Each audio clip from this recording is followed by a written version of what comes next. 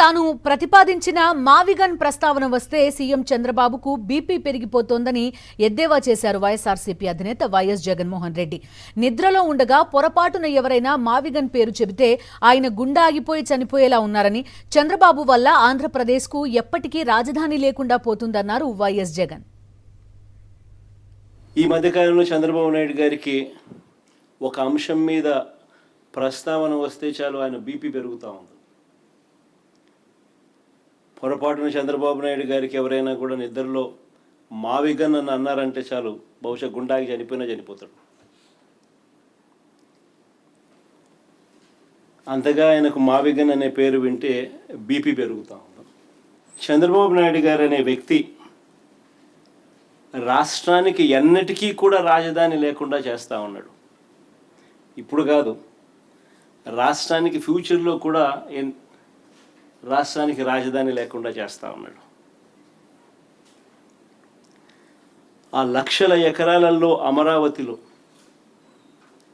కేవలం రోడ్లు, డ్రైనేజీలు, నీళ్ళు, కరెంటు ఇటువంటి మౌలిక సదుపాయాలు ఇవ్వడానికే అక్షరాల 2 లక్షల కోట్లు ఖర్చు అవుతున్న పరిస్థితుల్లో ఆచరణకు సాధ్యం కాదని తెలిసి ఈరోజు చంద్రబాబు నాయుడు గారు తన స్కాముల కోసం మాత్రమే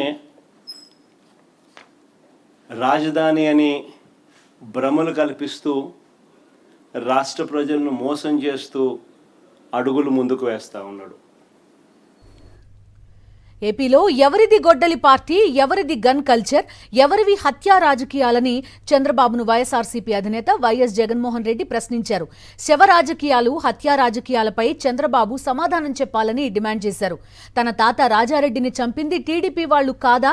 దివంగత సీఎం వైఎస్ఆర్ విషయంలో ఏం జరిగిందో అసెంబ్లీలో క్లిప్పింగ్లు చూడాలని వైఎస్ జగన్మోహన్ రెడ్డి తెలిపారు.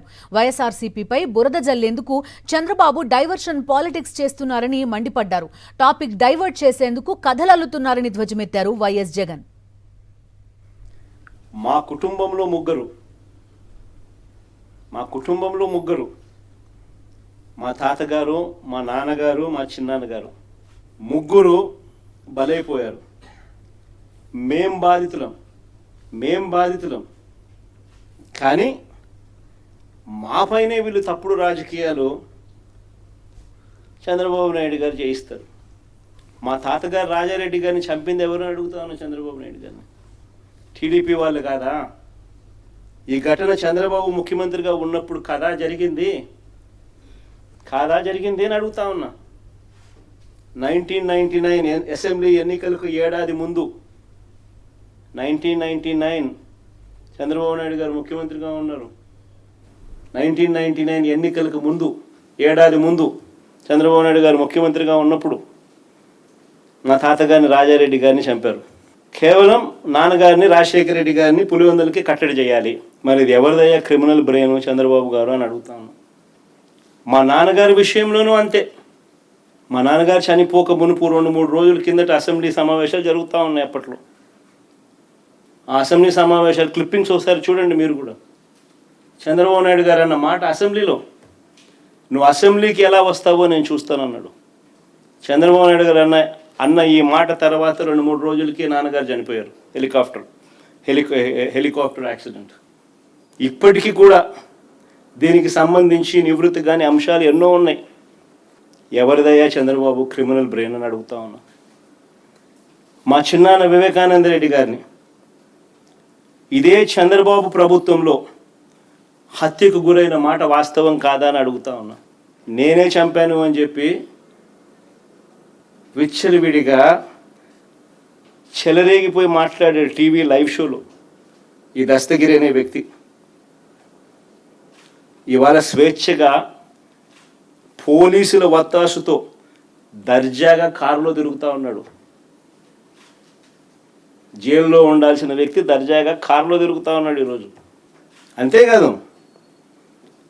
అంతేకాదు పైగా చంద్రబాబు లాయరు సిద్ధార్థ లూత్రా, దస్తగిరి లాయర్ కూడా సిద్ధార్థ లూత్రా. మరి ఎవరిదయ్యా చంద్రబాబు క్రిమినల్ బ్రెయిన్ అని అడుగుతా ఉన్నా.